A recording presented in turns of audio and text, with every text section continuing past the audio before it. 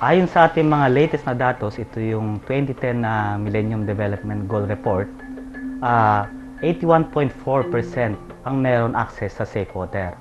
Pero ang ibig sabihin lang po natin na isa sa 5 Pilipino ay walang access sa safe water. Sa una gyud ang lisod jud kaayo tong pagkuan sa tubig kay kanang layo kaayo dito sa bukid. Hugaw inig ulan, kanang hugaw bitaw niya magilog-ilog pag mi pagkabo kay kuan lagi kanang tagsaon ra ba kang pag-init, wala po'y tubig nya. Kanang layo kayo mga bata, di gyud makakuan kay layo tungod sa kalayo sa tubig. Sa municipal health officer pa ko, usa sa mga leading causes of morbidity o mortality mao ang diarrhea. So nakita namo dito sa mga lugar nga taas ang problema tubig yun. Water supply itself is being threatened by environmental factors. Many households have their water points a long way from their homes. It's usually women that have to go out and collect water for the household. I mean, up to 4 to 6 kilometers a day. Well, for a distance to reach a water point can be quite normal. Safe water is important for health, because there are many waterborne diseases, and it's important to protect all people, but especially children, from suffering from such diseases. And therefore the General Assembly fairly recently passed a general resolution proclaiming that people have a right to safe water. The NDGF is a program jointly implemented by the Department of the Interior and Local Government, the NEDA, the NWRB, with the support of the UNDP and the UNICEF, and with the funding assistance from the Spanish government. This particular program seeks to address capacities of local governments to improve their ability to develop, design, and implement water systems. The joint program at the moment is being implemented in 36 waterless municipalities in 12 provinces spread across 5 regions. And these are in regions 5, 9, 10, 13, and region 2. The joint program aims to establish a set of policy interventions. It is not only capacity, but as well as adopting local policies that will give local governments a better handles in terms of maintaining and harnessing the communities in the development and management of their water services.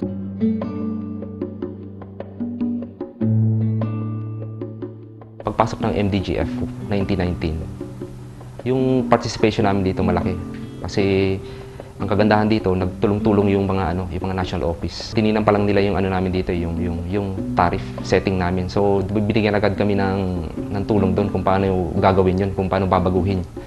Din kami ng MDGF 1919 for local governance for water and strategic communication para malaman namin kung paano magdala ng tubig kasi yan ang kulang sa amin dito sa Dangkagan. Halos lahat ng barangay mayroon ng tubig pero yung pag-manage hindi namin masustain. Bago po nila kami binigyan ng proyekto, ay binigyan muna nila kami ng sapat na kaalaman through capability building na kung maikukumpara ko po sa isang sasakyan, hindi lang kami nila basta binigyan ng sasakyan, pero tinuruan muna nila kaming mag-drive o magmaneho nito. So to see to it na along the road ay maayos ang magiging pagpapatakbo namin.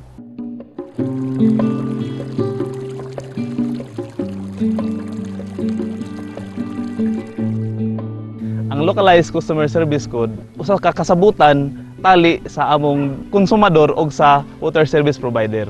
Nga diha nato mabasa unsa man ang mga palisiya nga among gikasabutan diha sa asembleya.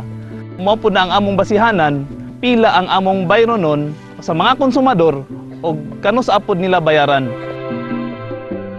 Sa wala pa ang localized customer service code, niabot lang sa 35 to 40%, pero karon niabot na siya og 90% ang among koleksyon.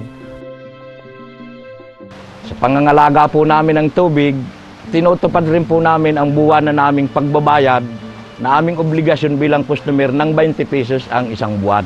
Upang ito pong aming patubig, kung sakali mang masira, ay mayroon kaming pambiling gamit na ipapalit doon sa nasirang kagamitan ng aming patubig. Ito po ay malaki ang naging tulong sa bawat isa sa amin dahil kung baga nadagdagan ang kaalaman at namulat ang kabarangay ko na ang tubig hindi lamang basta gumagamit ka, kinakailangan din nandun yung pagmamahal upang patuloy itong pakinabangan ng bawat isa.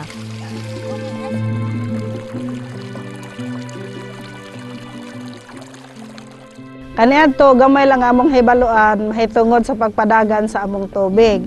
Ug sa diha nga na mentoring mi sa MDGF ug sa Bayugan Water District, aduna nagyud ako nga natabang ug unsaon namo pagpalambo ang among pagpadagan sa baong tubig. Mentoring is a process of transferring knowledge and skills to the other water service provider, like for example, the proper installation of water meter, the financial management, at ang pinaka-importante is yung maibigay natin, mai-provide natin yung safe and potable water doon sa ating mga concessionaires within our area of responsibility.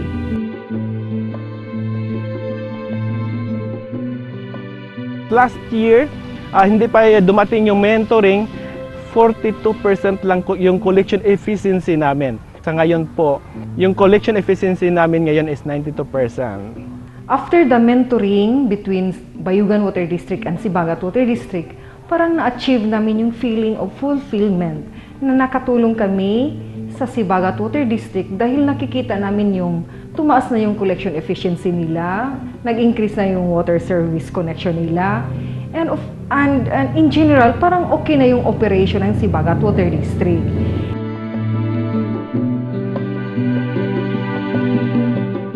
Kasi nagme-mentor ang Bayugan sa amin, kami na naman ang nagme-mentor ng yung sa cooperative ng Tagoyango.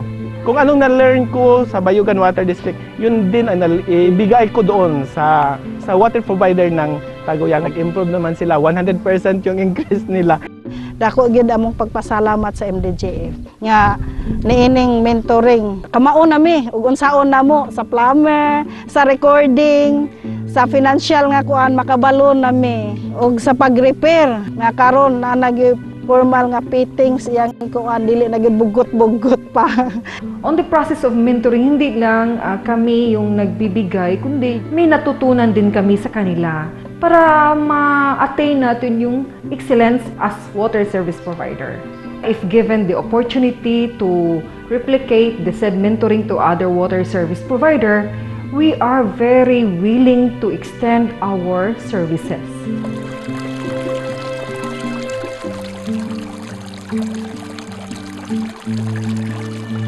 Isa din sa natutunan namin sa MDGF 1919 ay ang paggawa ng Municipal Water Supply Sewerage Sanitation Sector Plan o MW4SP. We have encouraged to invite IPs, persons with disability, women, and elderly. So lahat sila nag-contribute, especially the IPs dahil sila yung una dito, sila yung may alam kung saan yung mga sources. So na-identify na through focus group discussion. Kaslay ti grupo ti disabled, pwede kami nga during ti meetings, pwede kami nga ilawlawag kadag iti membros mi no anya iti kaimportant yan nga maited da iti nga danom no anya ti maited na iti tunggal membro no agtitinulong nga mataripato dahito nga naited para iti dakkel ti maitulong dahito nga programa iti grupo ti disabled ta imbes nga madagsenan kami iti panagsakdo iti napintas nga klase ti danom nga babaen kada iti nga programa ket mayasideg kanyami iti napintas nga klase ti danom nga hangkam nga gregaten nga disabled den. Bilang mangidada ulo iti kababaihan ti mangidanon kadag iti padak nga babae iti panang suporta ken ti mabalin mi nga ramiden tapno agtultuloy ti panaka i-implementar daytoy nga programa nga imbay ti ilimi. Sisasagana kami nga sumuporta babaen iti panakipartisipar mi iti panagplano kada ito programa panagkaipakaam mo dagiti activities ti sistema daytoy nga programa ken iti kitinulong mi nga mang-monitor iti panaka ipataray ti sistema no agdaman niya adda daytoy a programa MDGF 1919. Ti participation ti senior citizen ti daytoy nga proyekto ti gobyerno at adda ko maday panakitignay da nga makiparticipate tapno ti kasta ket maiganwa may agbaligi dito nga proyekto ti gobyerno ure pa kadagiti nataanganay nga senior citizen ket adda ko maday panagkaykaysa nga mamantener iti kinadalos taglalaw tapno ti kasta ti danom nga sagsagrapan dagiti tao ket agpaay ti pagsalunatan da asan ket nga makadadael ti makaited ti sakit. Para masustain natin ang water and sanitation sa lahat ng barangay, kailangan natin i-organize ang mga water users para ma-manage, operate, and maintain nila ang water facilities para sa affordable, accessible, safe, and potable water. Now we are moving into another set of waterless municipalities, the 150 local governments under the Salin Tubig program of the Department of Interior and Local Government, together with its partners, the DOH, NAPSI, the civil society, and other water services provider, are collaborating to bring this to as many local governments as we can reach, especially those belonging to the 454 waterless municipalities all over the country, so that the communities would have the capacity to manage on their own the different water services. As we have seen in past experiences, the community, the strength of the community are the ones that are really clearly vital in the sustainability of this entire effort.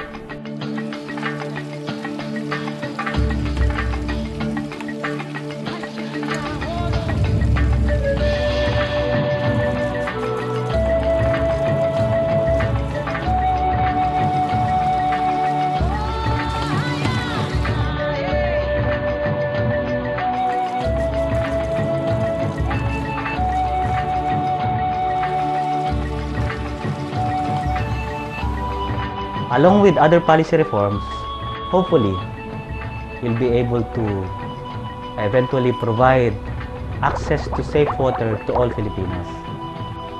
Lalong-lalo na sa mga Pilipinong gaya ni Teresa na patuloy pa rin nag-iigib. At gaya na rin ni Joy na umiinom ng tubig galing sa balon sa pag-akalang ito ay ligtas at malinis.